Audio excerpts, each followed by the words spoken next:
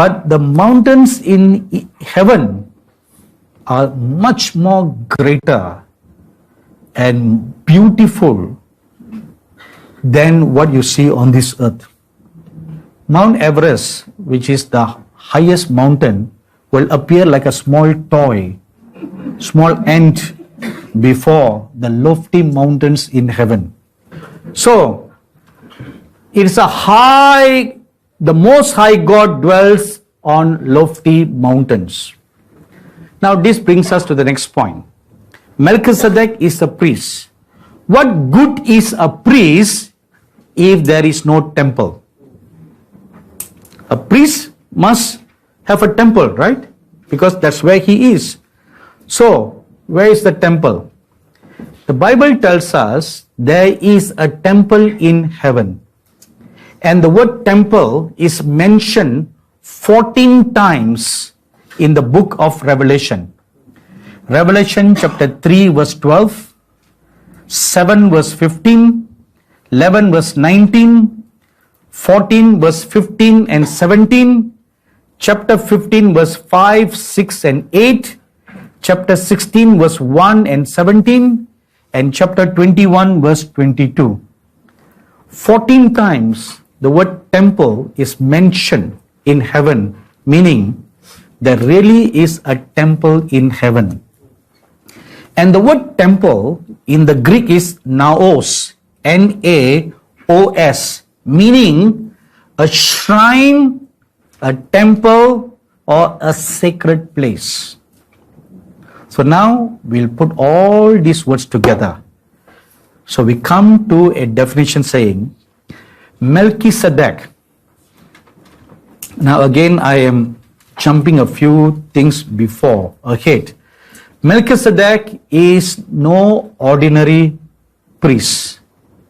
Melchizedek is a kingly priest in the temple in heaven. So some may ask me right now, if he is a priest in heaven, how could he be on earth visiting Abraham? Now the Lord Jesus said in John chapter 3 verse 13, the scripture says, when the Lord Jesus was on earth, he was also in heaven at the same time. And Psalms 113 verse 5 and 6 also says, God can exist in two realms at the same time, in heaven and in earth at the same time. So Melchizedek was a priest in heaven. And in Genesis chapter 18 verse 1, we read that the God of heaven appeared unto Abraham. So when God visited Abraham, doesn't mean that heaven was empty. Am I right? See, the problem we have is this, we try to interpret the Bible and the things of God according to how we are. Because you cannot be in two places at the same time, right? You are either here or you are there. So we try to imagine that God is also like that. How can he be on earth and in heaven at the same time? If he's here means he's here. If he's there means he's there. See, heaven does not work on our understanding. That the rules of heaven are different. So you cannot understand heavenly principles using our natural understanding. This is the barrier you must first break if you want to step into the most holy place. See, in the making of the tabernacle, there are three parts. In the first section, there is the outer court. In the outer court, you have the altar of burnt sacrifice. And then you have the laver of washing. The priests do work there. Then you go into the holy place. There are three furniture. The table of showbread, the lampstand, and the altar of incense. And the priests do work there. Every day they must burn incense. Every day they must light up the lamp. And every 7 days they must change the bread. But the most holy place, there's only one furniture. no one is allowed in. And there is a thick curtain that separates the most holy place from the holy place. Once a year, the high priest enters in. Now, when the high priest goes in, he bears the blood of the lamb in his hand, and he is walking. Nobody else can come with him, Now, when he is holding the blood in his hand, how is he going to part the veil to go in? How? Because his hands are full of blood, he cannot touch. The Jewish mystics say, their tradition says, on the Day of Atonement, when the high priest comes with the blood and he stands before the veil, God's hand stretches forth from the mercy seat and parts the veil and then draws the priest into him. Then only he can come in. See, only God can draw you to himself. The Bible says that, right? Only God can draw you to himself. So you see, there's a veil there. That veil is our finite thinking. The Apostle Paul says this in the book of Corinthians, that the Jewish people had the veil of Moses over their eyes. That veil is blocking them from knowing the deeper things. So you must remove that veil. That does not mean we don't have to be scriptural. We be scriptural, but you are open to be taught. You're open to be taught by the Spirit of the living God. You're open to be taught by the Spirit of wisdom. Open to be taught by the Spirit of understanding. Open to be taught by the Spirit of revelation. Each one of the 7 spirits can come and teach you. You must open your heart and you listen to them. There is another wrong concept. See, all these are barriers that we have built up, many layers of barriers that made us so dull of understanding. The thing is this: when you pray, only the Holy Spirit can give you revelation, not anyone else. No angels, no saints, nobody. Only the Holy Spirit can give revelation, because that's what the Bible says. They say. But if you read the scriptures carefully, the prophet Daniel, he read the prophecy of Jeremiah in chapter 10, and he was so troubled by that, and he took it up before the Lord in prayer. He fasted for 21 days. He was praying for an understanding. On the 21st day, the angel Gabriel appeared to him, and the angel said, I have come to give you understanding concerning what you have been praying about. See, it was an angel who brought that revelation. Of course, angels are also sent by the Holy Spirit. Angel is not the spirit of wisdom, but it is the spirit of wisdom in them sent forth to bring a revelation. You see, in an earthly concept, there is, now for example, senior pastor, elders, and then assistant pastor. No assistant pastor. No. Poor thing. So we must pray for assistant pastor, huh? Okay. Senior pastor, assistant pastor, group of elders, and then they have got cell group pastors, all this system, right? Now, if it's a small church, one pastor can take care of everybody. When you have a very large church, it's quite difficult for one pastor to take care of everybody. So they have this concept of cell church pastors. Now, it is very difficult for a common believer, 1 among 1,000 or 1 among 100, to have access to see the senior pastor. Sometimes it's very difficult, sometimes possible, sometimes, most of the time, it's very difficult. And when the pastor wants to communicate something, he communicates it, he tells the elder, okay, now you go. Just like you said this earlier on, when the time came for offering, our brother, your elder, right? So he came up, he took up the offering.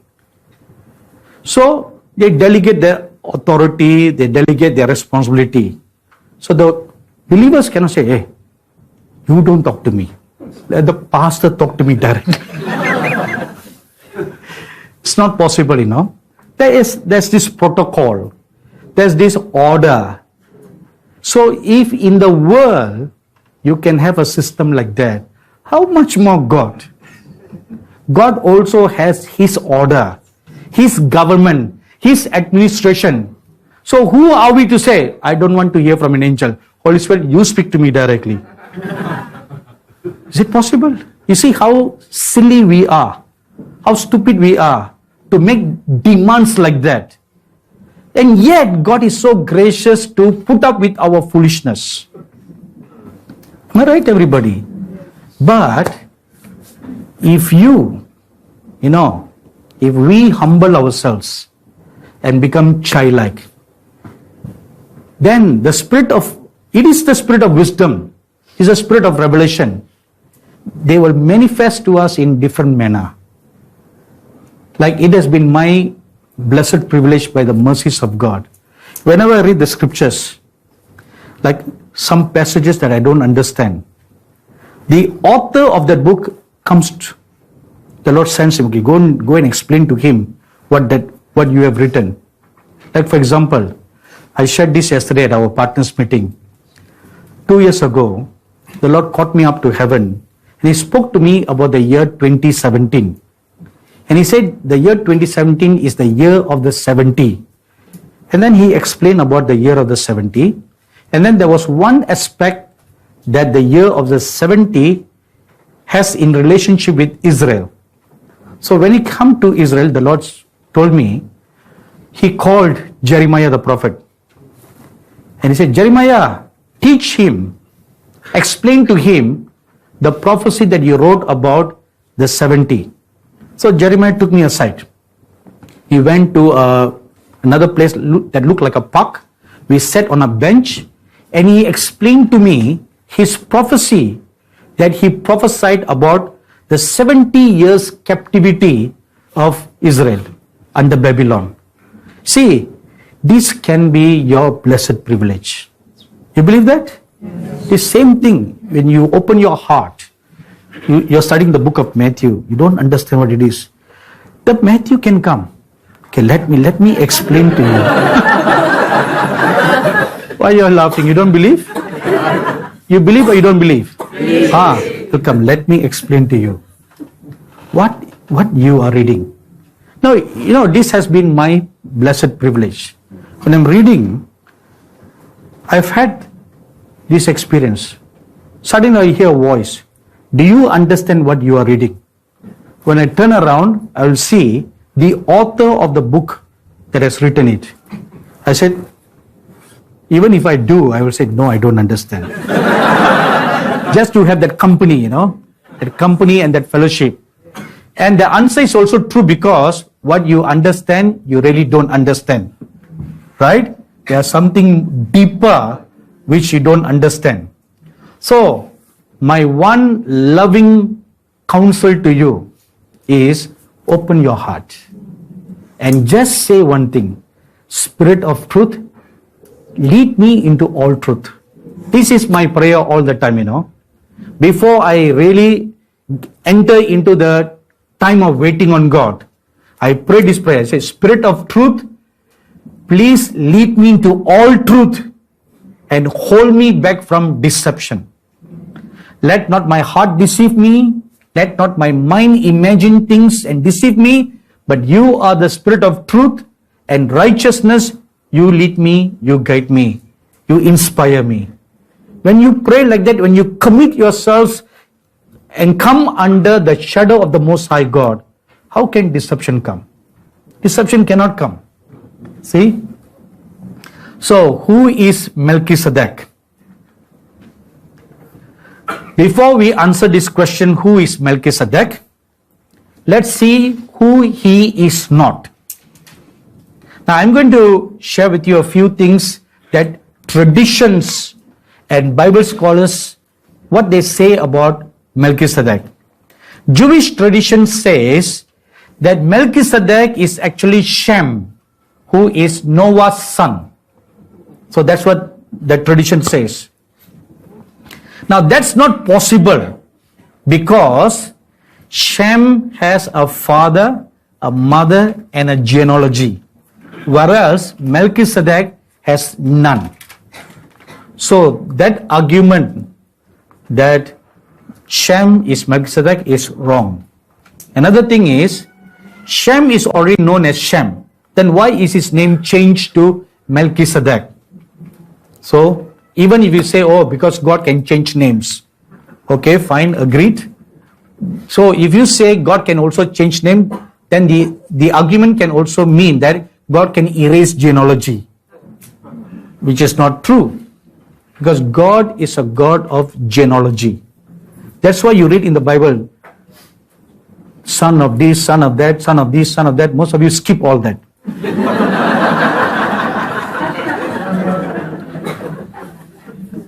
You know, I tell you one truth. Don't skip all that, as boring as they are. There is a reason why those names are all written there. And each name has a spiritual meaning there. So if you skip all that, you're skipping all many spiritual revelations. Each name, each number. Why numbers are all mentioned there? The disciples caught 153 fishes. You know, if you and I were there, we will round up 150, right? But why the scripture specifically say 153? There must be reason, no? And then when Abraham went for war, he took with him 318 of his servants who are warriors. Why so specific 318? If I was there, I would say 320. Right? We will round up everything, you know, to the last zero or to the last 5. But the scripture specifically says 318, 153. There is a reason why. Why does it say Enoch walked with God 300 years? It's not just giving us information, but there is spiritual truth to the numbers there. 300, there is a number. Why does it say at 65 years old, he gave birth to a son? So which means lesser than 65, you cannot give birth to a child. Amen? No, this is not serious, huh? See, everything has a purpose, has a number. So, according to Jewish tradition, Shem is Melchizedek, but that is not true.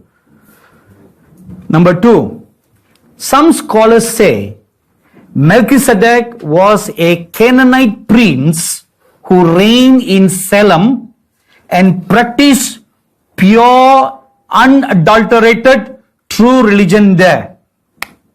If that argument is correct, then why is he only mentioned in 3 scriptures in Genesis?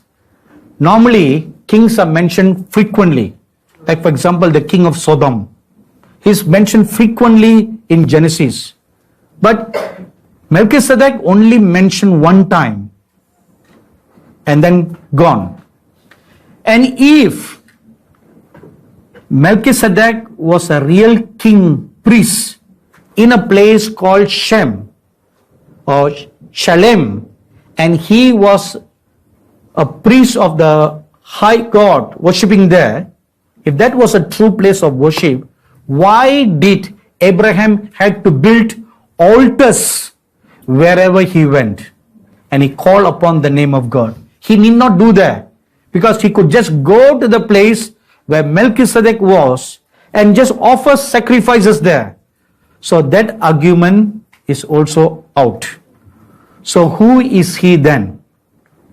The Bible tells us in Hebrews chapter 7 verse 2, Melchizedek is king of righteousness and peace. Number 1, he's a king of righteousness and peace. Number 2, verse 3 of Hebrews chapter 7 says, he gives us the background about him.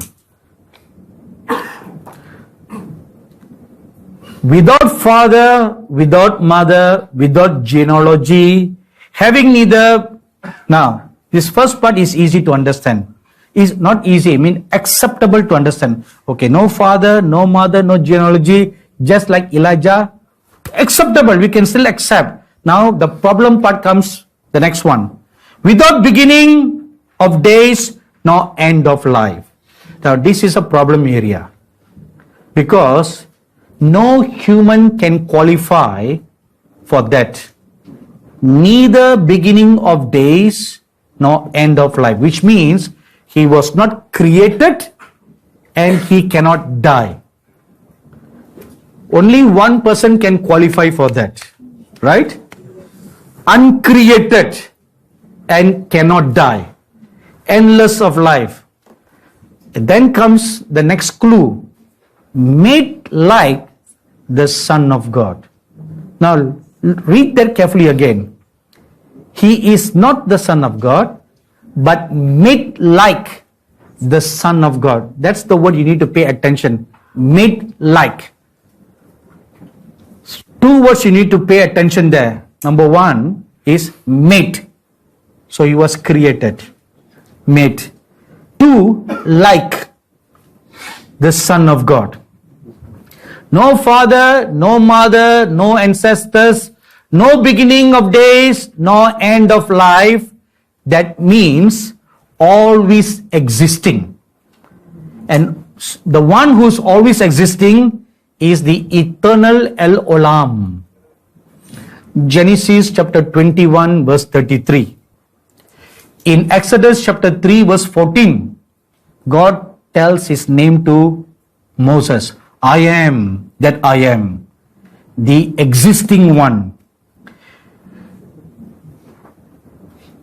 So, who is Melchizedek then?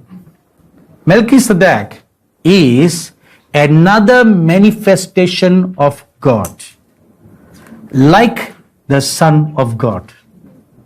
You know, this is something, when I was getting this revelation, now this was too much for me to accept at that time. So I pondered and I said, Lord, please explain this to me in deeper or clearer, because I am willing to accept wholesale whatever you tell me. Because you know, your spirit can comprehend in a second what your mind cannot understand. So I asked the Lord, no, this is really difficult for me to understand. Another manifestation of God. So my next question was, where is it in the Bible like that? So the Lord looked at me, he smiled, he said, you need to expand your understanding. You need to expand your heart. You need to open your heart and don't limit to just three. You see, we only know of three. Father, Son, and the Holy Spirit. But no, there is no other competition for the three. Okay? That is basic doctrine. However, that does not limit God to take on manifestations. Right? Agreed, everybody? It doesn't limit God. So, another manifestation of God is Melchizedek. Now then the Lord showed me, he said, look at the scriptures. In Revelation chapter 5, you see my manifestation as a lion seated on the throne. The Apostle John literally saw a lion there. Right? So that is a manifestation, another manifestation of God. Then he said, look, then he saw a lamb. Now that is another manifestation of God. The Lamb of God is mentioned 26 times in the book of Revelation. Lion only mentioned once, but Lamb of God mentioned 26 times. So you will find that from Revelation chapter 5 till chapter 21 or 22, 26 times the word Lamb of God or Lamb is mentioned repeatedly. So that is a manifestation of God as a lamb. And then, how many already? You lost count. Melchizedek? No, don't touch the 3. Okay, we don't touch the 3.